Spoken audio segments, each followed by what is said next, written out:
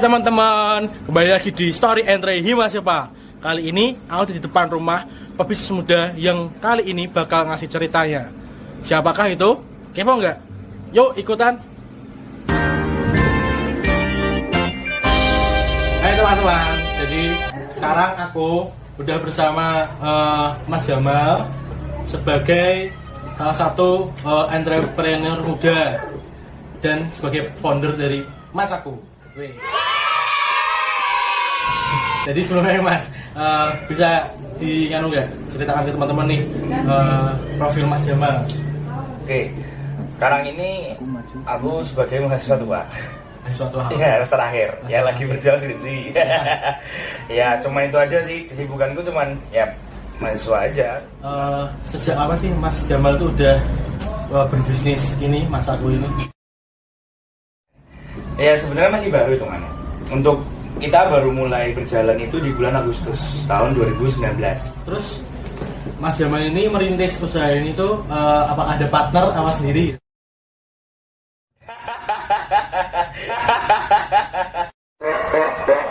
Ini pertanyaannya krusial sekali ya. Jadi emang Macaku ini ibaratnya ya gak bisa dipungkiri emang karena ini berdiri berdua. Kita bikinnya awalnya berdua. Pertama ya berdua. Ya bisa dibilang dengan mantan. Loh, mantan apa? Mantan partner? Mantan partner ya kan ya. Partner hidup sih. Terus berarti sekarang Mas Jamal sendiri? Enggak, kalau sekarang saat ini saya udah ada bersama tim juga. Jadi beliau ini salah satu mahasiswa tapi bukan di UPN gitu. Ini sedikit pertanyaan menarik ini Mas. Kan dulu Mas Jamal merintis usaha ini berdua. Setelah itu salah satunya Hingkar, partner itu. Nah itu sempat nggak Mas? Sempat berhenti di jalan apa gimana?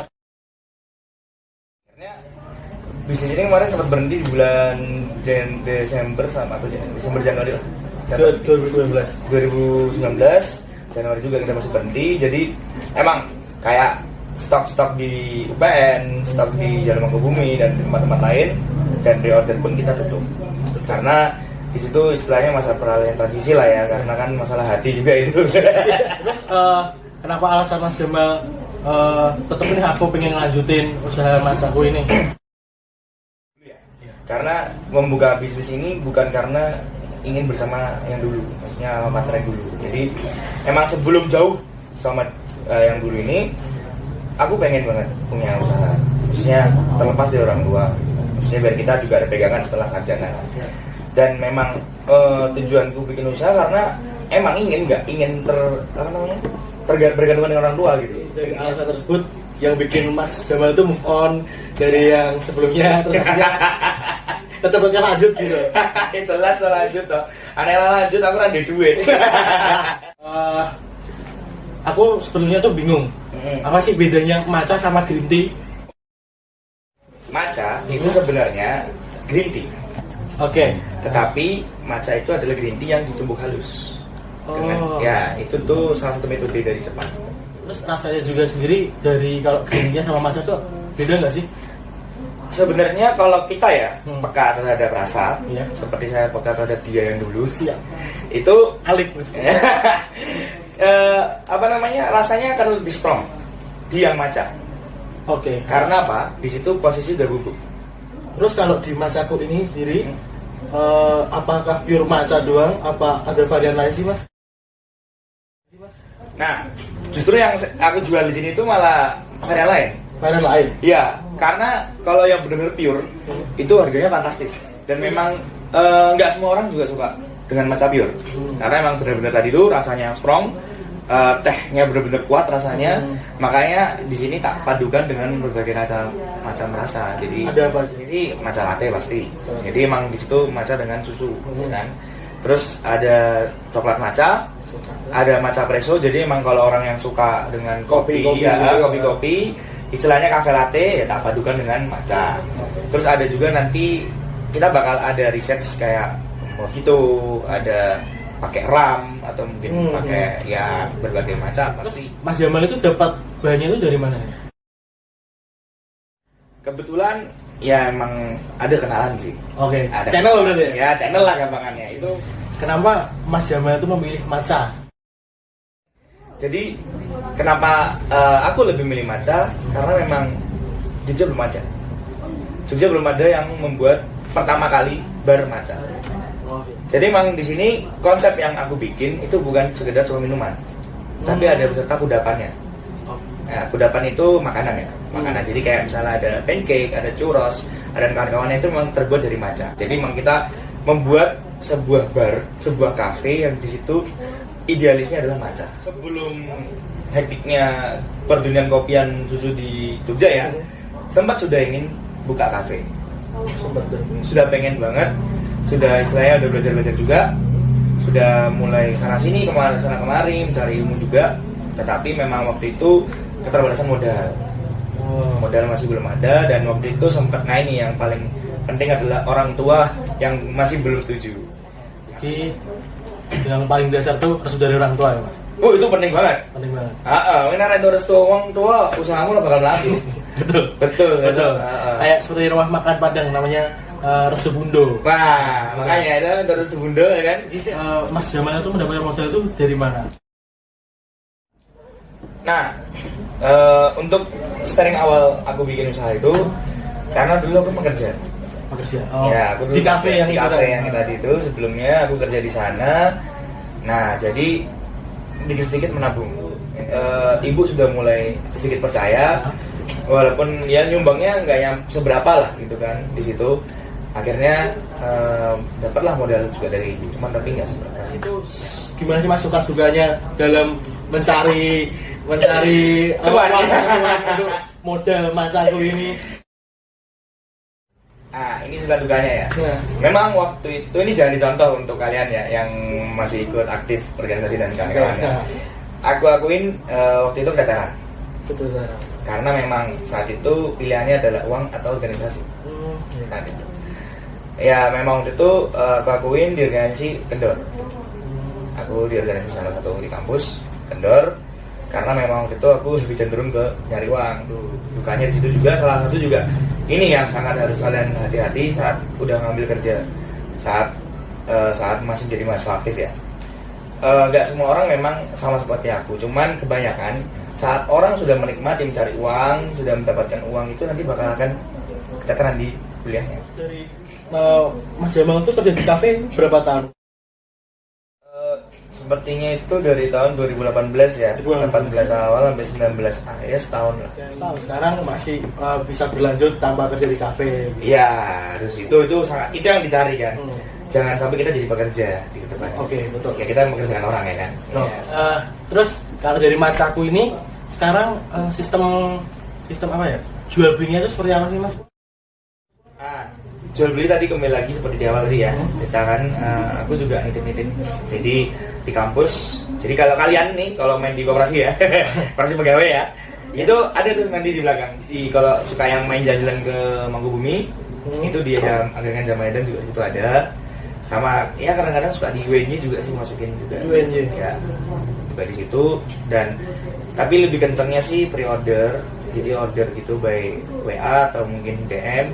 Sama ya kita juga lagi ngusahain masukin ke ojek online ya. Perkembangan sosial media seperti sekarang kan banyak sosial media itu sangat berpengaruh nggak sih terhadap bisnisnya Mas Jamal sendiri? Itu sangat penting, itu penting sekali, besar sekali. Walaupun memang orang masih agak menganggap sepele ya, tapi itu sangat penting. Dengan kita menggunakan Google AdSense, dengan promosi, dengan kita meminta teman-teman untuk membantu di Snapgram, minta komen, itu tuh juga menjadi nilai lebih untuk di up terus. Pasaran kita pun juga nggak boleh cuma satu, jangan terlalu fokus di Instagram. Kenapa aku bilang gitu? Karena di rentang umur itu memiliki masing-masing sosial media, punya fasenya sendiri. Betul. Ya. Seperti Facebook. Iya. Facebook itu range penggunanya adalah umur-umur di atas 30-an. Untuk di mana? Instagram pun kita juga ada. Ya kalau bisa follow sih di @macakubar ya. Itu @macakubar. Dan satu lagi, kalau di sosial media kita bisa melihat kompetitor kita, lawan kita. Kita bisa tahu cara penguploadan mereka, cara pembungkusan mereka, atau mungkin cara-cara seperti apa. bukan kita untuk menjiplak atau seperti apa, tapi kita mencari inovatif yang lebih baru. Itu juga salah satu memantau kompetitor kita gitu. Istilahnya kita ya kayak survei pasar kayak gimana gitu. Betul. Jadi kita juga nge-follow akun-akun yang sudah followersnya dan feeds-nya udah banyak. Di situ kita juga bisa jadi pelajaran. Maksudnya kita mengambil ini tuh seperti ini, oh kopi yang seperti ini bisnis usaha seperti A seperti ini, oh si bisnis B seperti ini, C seperti ini. Jadi kita bisa mengkompetitor dan bahkan kita bisa menggabungkan dari si A, B, C, atau hasilnya oh kita bisa jadikan satu seperti ini untuk kita, jadilah kita gitu. Bisa. Keren loh Mas Jamal ini loh. Bukan gitu. Gimana sih caranya kalian itu sebagai mahasiswa memiliki ide kreatif untuk berbisnis? Jadi memang untuk menumbuhkan seperti itu kita harus menemukan apa yang kita suka, passion kita itu apa. Saat kita sudah menyukai suatu hal itu, kita kembangkan, kita cari apa sih yang kita suka. Itu salah satunya itu adalah passion kita, kembali ke passion kita. Saat kita udah senang di dunia itu, kita tekunin, kita dalamin. Karena aku pernah baca ya, saat kita menyukai hal yang kecil dan kita tekuni, itu akan jadi besar. Nah, yang harus teman-teman ya, untuk semuanya, bukannya menggurui sih, maksudnya ya pengalaman pribadi walaupun emang ya masih kecil juga, masih saya merintis juga ini. Tapi kalau saat kita menekuni hal-hal yang kecil itu pasti kita akan jadi besar ya. Yang penting kita tetap konsisten dalam hal itu, jangan sampai kita terus menyerah walaupun ada obstacle di depan nanti, itu jangan menyerah. Sekarang kamu boleh nggak nih lihat barangnya nih macam? Boleh banget.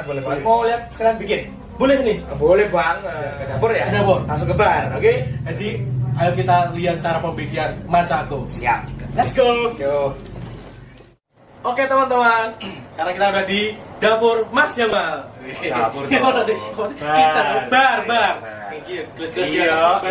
Oke, sekarang Mas Jamal bakal ngasih tahu kita cara membikin matchaku. Jadi kamu mau bikin tuh kayak mau bikin apa gitu deh? Apa ya kata lainnya ya? Buat dia. Apa kayak gitu deh? Masak. Saya mau apa ya? Meracik. Sebelumnya apa aja sih yang bakal digunakan untuk merancik matchaku ini? Oke. Sebenarnya rahasia dapur sih, cuman Rahasia dapur. anak-anak IP sih Nggak apa-apa lah ya. Oke. Jadi emang di sini aku emang simpel aja sih jualannya, cuma pakai susu, cuma pakai matcha, sama pakai gula. Jadi ini mau langsung dibikin aja. Langsung aja Mas. Oke, ya udah.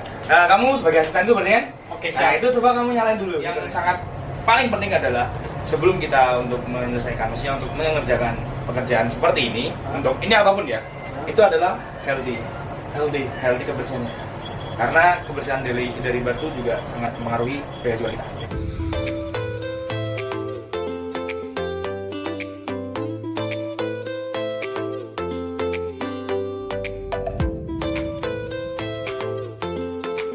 Itu kayaknya udah panas. Coba buat semua.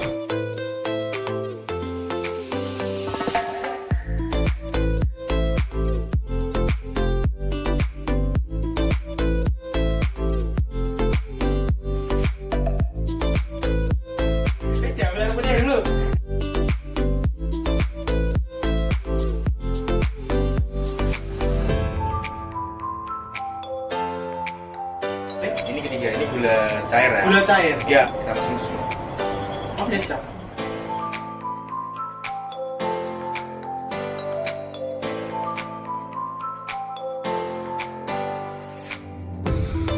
Nah, step kedua adalah kita tuangin ke sini, botol aja.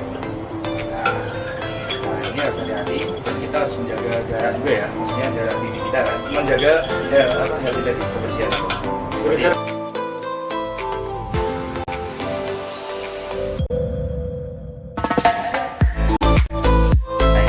Seperti udah selesai, tutup aja. Selesai, udah siap dihidangkan.